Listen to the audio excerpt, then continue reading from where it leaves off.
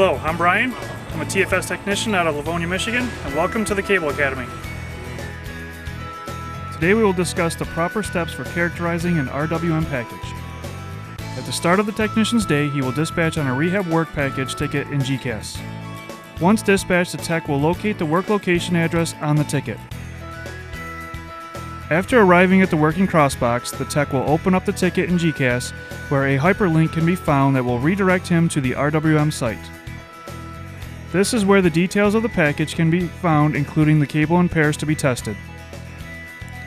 Next, the tech will begin the bulk pair testing at the crossbox on the non-working pairs within the complement and note the results. Using the GDSU meter, the tech is testing for resistance, opens, longitudinal balance, and utilizing the TDR. The tech is looking for any common trouble types and/or footages. At this point, the characterization tech must determine if a second tech will be needed for isolation.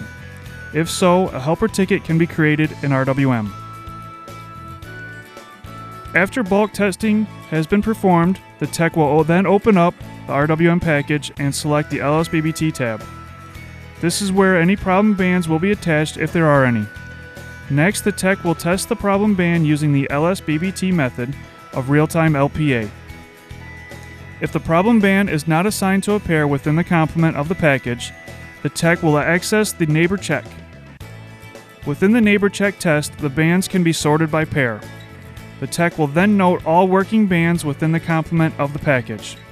It is important to stay within the scope of the package. Once the bands have been noted, the tech will begin testing and noting the results of each band using the methods of LSBBT. These tests include the real-time LPA, where the tech will note the card type, max attainable bit rate in both the up and downstream direction, as well as the estimated wire length. The tech will also check the CELT history and note any shorts, taps, or opens. If a new CELT test is needed, the tech must first contact the customer to notify them of a service interruption before testing. Also, a quality check will need to be done. The work location of each band will be needed. This information can be found using the BB Express application. After all band addresses have been noted, the tech will access Translore to identify the route of the cable. A search must be done on each address, then a loop makeup will need to be ran on the corresponding pairs for each serving terminal.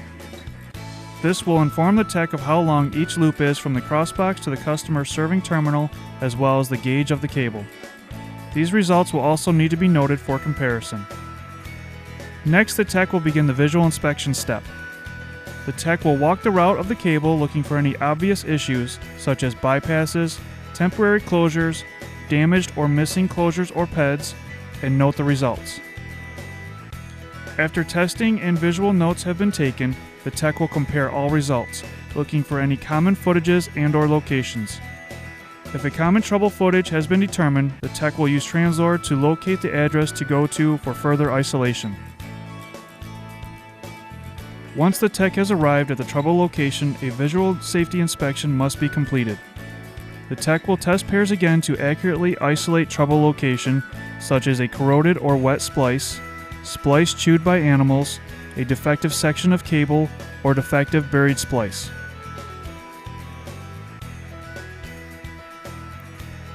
After the tech has positively isolated the trouble location or multiple locations, the tech must determine all repairs needed to meet AT&T standards for each location, such as pedestal or aerial terminal replacement, dig up buried splices, re-splice existing, placing a stub either aerial or buried, raising cables in buried plant, placing new aerial closures, replacing defective sections of cable up to 299 feet consecutively without exceeding 500 feet of multiple sections. Make notes of all repairs needed so they can be used when building tasks in RWM. Next is building tasks using the appropriate code for each repair needed. The tech will access the Char Task tab in RWM. Here is where each task will be built for the rehab phase of the package. More than one task can be created for each work location if the task information does not cover all repairs needed for that address. Notes can also be added to each task for more descriptive information for the tech that will be performing the wire work. After all tasks have been created, the tech will submit final characterization. It is important that all possible tasks have been created because after final submission, tasks can no longer be added or edited to the package.